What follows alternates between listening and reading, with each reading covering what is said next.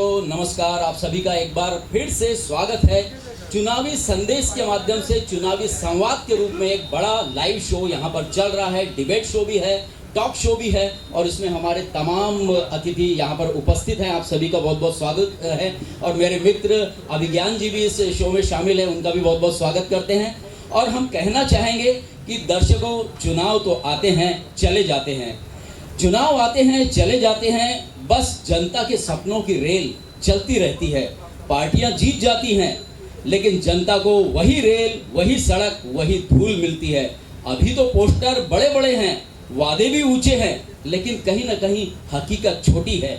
और आज प्रवासी संवाद में जनता पूछ रही है कि श्रीमान जी, आपके काम की लिस्ट कौन सी है। सबसे पहले हम आपका स्वागत करते हैं। आपका शुभ नाम और अपना प्रभाग हमारे दर्शकों को कृपया एक बार दोबारा बता दें आप। मैं अभिषेक बटेवड़ा, प्रभाग 2 से अपक्ष उम्मीदवार के तौर पर खड़ा।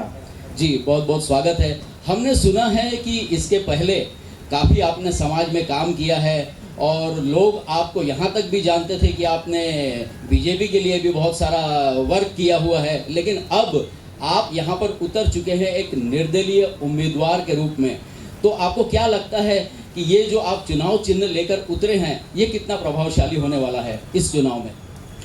चाहे प्रभाग की जनता हो, चाहे पूरा क्षेत्र हो, जी, चुनाव चिन्ह बड़े चुनाव में मायने रखता है। जहां नेता घर घर तक नहीं पहुंच पाता है, हम हमारे क्षेत्र के अंदर हर घर घर के पसंदीदा हैं, हर घर घर में पहुंचे हुए हैं, तो वहां पे कोई फेमस चुनाव चिन्ह की जरूरत नहीं। चुनाव चिन्ह केवल एक वोट डालने का एक माध्यम है, बाकी हमारा चेहरा और हमारा काम वो घर घर तक पहुंचा है और सभी इसको खूब बड़ा प्रतिसाद देते हैं। हमने जो काम किया है, हम उसी के बदौलत एक उम्मीदवार के तौर पर प्रभाग 2 में चुनाव लड़ रहे हैं। बिल्कुल, ये एकदम सही बात है। सिर्फ ये मुंबई के लिए नहीं, बल्कि आपने देखा होगा दर्शकों के पूरे देश में यही होता है कि जब ये आम चुनाव होते हैं तो ये पार्टी बनाम पार्टी चुनाव नहीं होते हैं, बल्कि उम्मीदवार बनाम उम्मीदवार चुनाव होते हैं। और जो उम्मीदवार जिस प्रभाग में अच्छा काम करता है, विजय का मुकुट उसी के सर पर सजता है। हम आपसे जानना चाहेंगे मैडम कि आप अपने प्रभाग में वो कौन से मुद्दे हैं जिनको लेकर इस चुनाव में उतरी हैं कि वो होना चाहिए? हमारे प्रभाग 2 के कुछ स्थानिक मुद्दे हैं जिनको, जो मूलभूत सुविधाएं हैं जो हमारे प्रभाग में होनी चाहिए जी, उनमें विशेषकर एक कम्युनिटी हॉल होना चाहिए, एक अच्छा सा हॉस्पिटल होना चाहिए, एक प्रॉपर पार्किंग की व्यवस्था होनी चाहिए। तो ये जो समस्याएं हैं मेरे दिमाग में है कि मुझे उन पर काम करना है और इन्हीं मुद्दों को मैं लेकर उतरी हूँ। कुछ छोटी मोटी समस्याएं जो रोजमर्रा की जिंदगी में आती है, वो महानगर पालिका का कार्य है, लेकिन एक नगर सेवक का धर्म होता है कि वो कार्य प्रॉपर हो रहे कि नहीं हो रहे, उसको वो ध्यान में रखे। तो वो अलग बात है, लेकिन जो बड़े चुनावी मुद्दे हैं वो मैंने आपको बता दी है। जी, बहुत बहुत धन्यवाद। तो ये थी शिखा जी, बहुत सटीक तरीके से इन्होंने अपनी जो एक विजन की दुनिया है उसको दर्शकों के सामने रखा है। और पूरा मीरा भाईंदर इस वक्त प्रवासी संवाद के साथ जुड़ा हुआ है। दर्शकों, जो प्रचार आप अपने प्रभाग में करते हैं उससे कहीं बृहद प्रचार यहाँ पर इस वक्त जारी है। और अब आपका भी स्वागत कर लेते हैं। इस समय दर्शकों हमारे साथ यशवंत जी भी हैं, आपका बहुत बहुत स्वागत है। हम जानना चाहेंगे कि जब आप चुनकर आएंगे, आपने एक पैनल बनाया है, ये बहुत अच्छी बात है, अपने आप में एक छोटी सी पार्टी लग रही है आपकी, तो कौन सा वो काम है जो सबसे पहले आप करना चाहेंगे? मैं यशवंत कांगने, प्रभाग नंबर 2 इंडिपेंडेंट कैंडिडेट हूँ। मेरा निशानी बैट है। मैं जसल पार्क में 38 ईयर से रहता हूँ। वहाँ की जो समस्या है मैं उसको भली भांति जानता हूँ। आज जसल पार्क के अंदर भी हमारी पानी की किल्लत है। सुबह 20 मिनट पानी आता है, हमको वादे बहुत किए गए 24 घंटा पानी आएगा, लेकिन अभी तक आया नहीं है। मेरा उसके फोकस रहेगा। सेकंड, गैस की पाइपलाइन था लेकिन गैस आया नहीं, मेरा उसके ऊपर ही फोकस रहेगा कि जल्द जल्द चालू हो। दूसरा, हमारी जसल पार्क में करीबन जो बिल्डिंग्स है, आज मेरे जसल पार्क के प्रभाग नंबर 2 में 100 बिल्डिंग है जो कि 40 साल की पुरानी हो चुकी है और उनका रिन्यू होना बहुत ज़रूरी है। लेकिन हमारे यहाँ सभी लोग उसको गुमराह कर रहे हैं, बिल्डर लेके आ रहे हैं, सब अपना अपना रोटी पका रहे हैं।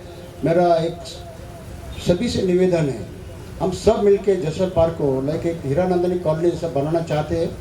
रास्ते, road, gutter, street light, garden, ये सभी चीज़ें एक अच्छी कॉलोनी के माध्यम से बनाना चाहते हैं। साथ में हमारा एक सौभाग्य है, हमारे बाजू में जसल पार्क चौपाटी है, जबकि वो चौपाटी जब पहले लिमिटेड थी, जसल पार्क चौपाटी ऐसे बोलते थे, लेकिन काफ़ी सालों से वहाँ गणपति विसर्जन, नवरात्रि का देवी का विसर्जन होता है और वो चौपाटी अभी चौपाटी नहीं रही, एक जसल पार्क मीरा भाईंदर की चौपाटी हो गई है।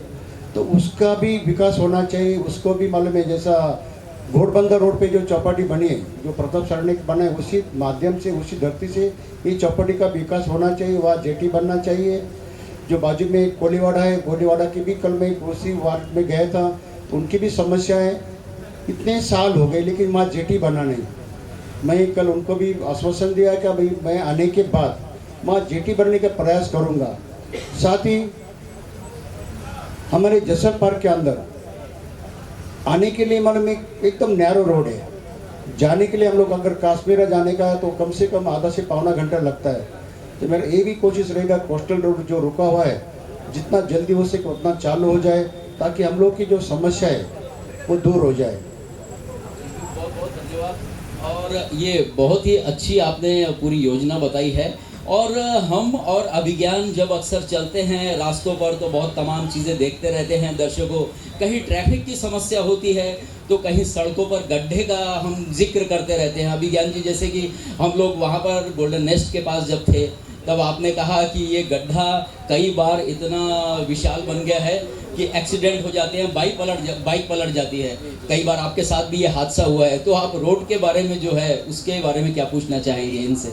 मैं तो रोड के नहीं, लेकिन अभी देखा यशवंत कांगड़े जी कई सारी समस्याओं की बात की, और जो समस्या आपने बोला कि अपने वार्ड में है, ये सिर्फ वार्ड में नहीं तो पूरे शहर में समस्या है।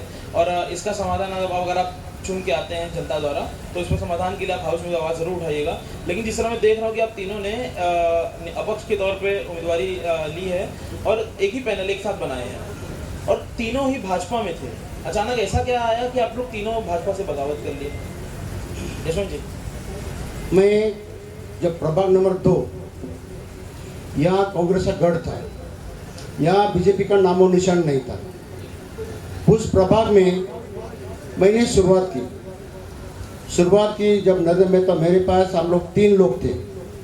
हमने 3 के 300 बनाए, 300 के 3000 बनाए और 3000 के बाद हमने उस प्रभाग से 2 बीजेपी के नवसेवक चुन के लेके आए। मैं खुद वहाँ नगर सेवक था, मेरे साथ में सुमन कोठारी नगर सेविका थी। हम दोनों चुन के आए और वो भी भारी मतों से चुन के आए। दूसरी बार मेहता जी का चुनाव था, हमने भी कंधे पे कंधा लगा के चुनाव लड़े और मेहता जी का भी चुनाव हम जीत के लेके आए। उसके बाद नरेश मस्के साहब का चुनाव था, वो भी हमने काफ़ी मतों से काफ़ी मेहनत करके वो भी चुन के लेके आए। उसके बाद प्रभाग नंबर 3 में 4 का पैनल बना। मेरे माध्यम से, मेरी कोशिशों से चारों का चारों सीट बीजेपी का चुन के आया।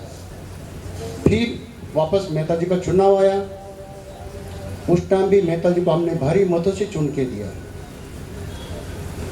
इतना करने के बाद जब पार्टी अच्छे व्यक्ति को नाकारती है और नाकारने के बाद एक हमारे प्रदेश अध्यक्ष बोलते प्रभाग नंबर 2 में मराठी माणूस 7% है।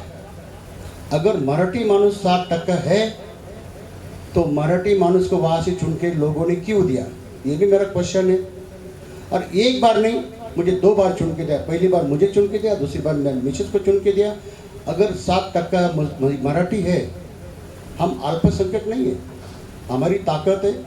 आप लोग मराठी, गुजराती, मारवाड़ी को डिवाइड कर रहे और मराठी को बोलते 7% है।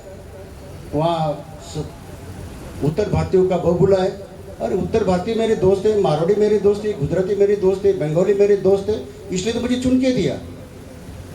और इतना करने के बाद, इतना पार्टी को समर्थन करने के बाद पार्टी ने टिकट ना करना, ये पार्टी की मीरा भाईंदर की बात कर रहा हूँ। राज्य में, सेंट्रल में हम पार्टी के साथ हैं, लेकिन मीरा भाईंदर के अंदर मालूम है जिस तरह से पार्टी का रवैया है, हम उसके साथ बिल्कुल कदापि उनके साथ नहीं। जो उनका जो तरीका है, तौर तरीका है, हम उससे सख्त नाराज है।